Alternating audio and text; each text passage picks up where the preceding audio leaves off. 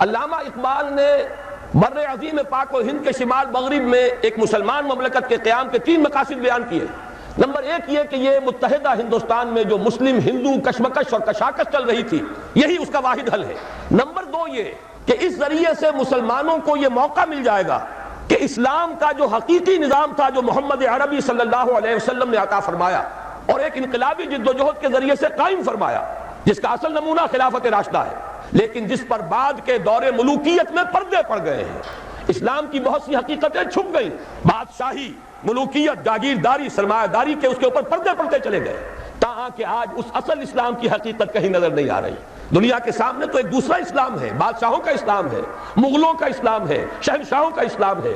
आज हमें एक मौका मिलेगा। अल्लामा इकबाल का ये नजरिया था, अगर पाकिस्तान वजूद में आ जाए तो वो जो दौरे मुलूकियत के पर्दे पड़ गए थे उनको हटाकर सही इस्लाम का एक नमूना दुनिया के सामने पेश कर दिया जाए।